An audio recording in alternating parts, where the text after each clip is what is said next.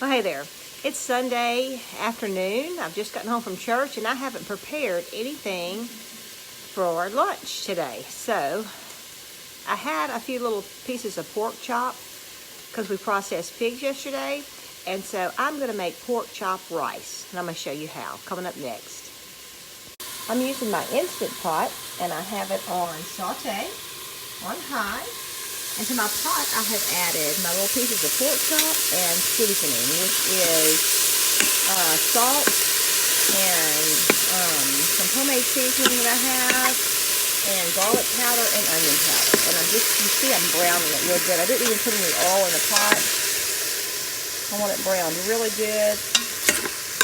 That'll give it lots of flavor. And my pork chops will be pretty much cooked all the way by the time I get done sauteing. Okay, now to my pot I've added, see it's gotten nice and brown. Some stuff is stuck on the bottom. You could turn this down a little bit if you need to, actually turn it off, or add a little bit of water if it's getting too stuck.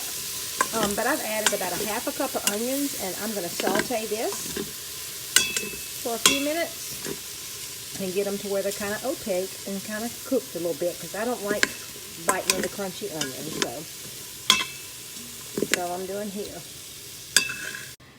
I just want to let you know, I did put my lid on my cooker because that'll help keep in some of the moisture to help saute the vegetables a little quicker. And you could have added, see it's it's really brown right down there. I'm going to add a little bit of water to this because I don't want it to burn, but I do want it to get good and brown. You could have added a little bell pepper to this, just whatever you're wanting to have. Get me a little water. Yeah. And just like a little bit of water. You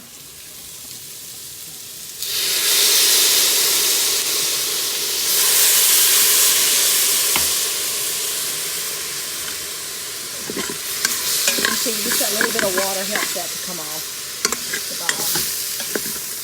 Add a little bit of it here too. And that'll steam those onions too to help them to get done.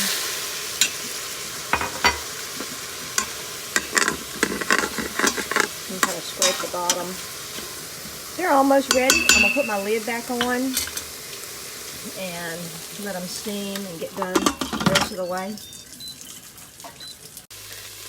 Okay, my onions have pretty much gotten done, and remember my meat is pretty much done because the cooking time, I'm just going by my rice recipe, and I'm just flavoring. This is more like flavored rice. So anyway, you want your meat to be mostly done because your cooking time is only going to be 3 minutes, and so you need your meat to be pretty much done. It can be chicken, it could be beef, any meat that you like, you can do this with.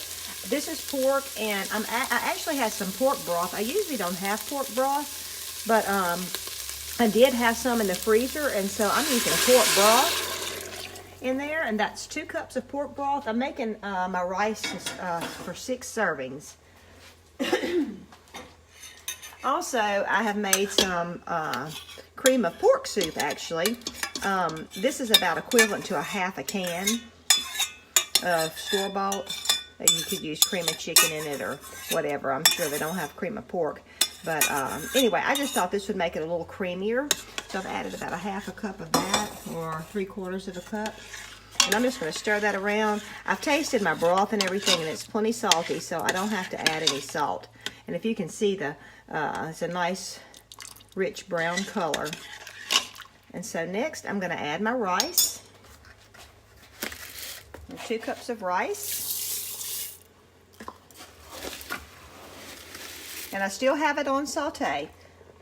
And of course my liquids were hot because they were frozen. I had to defrost them.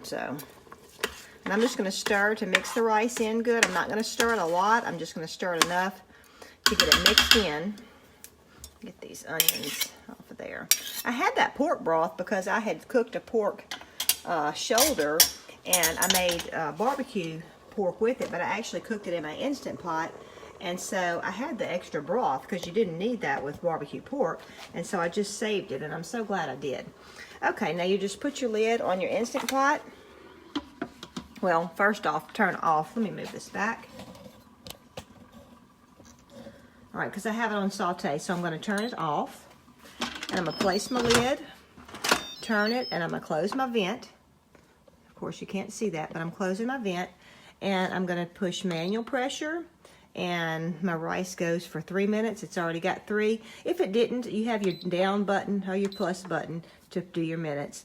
Do that, and it's done. Now, I do have my valve closed. I always check my valve, double check it, because I have forgotten and have the steam coming out.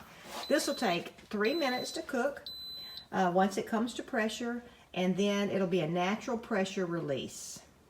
That means I will turn, once it beeps, it's cooked to 3 minutes, I will turn the pot off, and then it will sit there until the pressure naturally comes down. Okay, the pot has beeped. It has cooked for its 3 minutes, and now I'm going to turn it off. And I'm going to let it sit there until all the pressure is gone, and I'll know when that happens because this will be all the way in. It's flush now, but I will release the valve to check to make sure it is all gone. Okay, now I was going to show you, whoops, my camera's falling. My little thing is down up in there, so that means that all the pressure is supposed to be out, but I'm still going to open this up to make sure no steam is coming out. So it's safe to open the pot. But y'all, I'm going to have to tell y'all, I made a little boo-boo when I was cooking this. I actually put 2 cups of rice in here. It was only supposed to have 1.5 cups of rice. So I'm not sure how this is going to actually turn out. So, but it looks good. I just don't know if I'm going to have crunchy rice or not. I hope not. Maybe with the extra broth that I put in there, maybe I won't. So, looks like it turned out good. It's moist enough too. I want it to be a little more moist than regular rice. It's done too. Yay. Okay, I think what really saved me with the rice by putting too much rice in there is because I put that extra bit of cream of pork soup that I made. So I think that helped with the rice because it's not crunchy at all. I would like this to be a little more moist, and it would be had I not put too much rice in there. But anyway, here is the one that's going to give me the true test of how it tastes. Say hello, Tomas. Hey. All right, so Tomas, he loves rice. It's his favorite. And so he is going to taste some of this and let us know how it is. Go ahead, Tomas.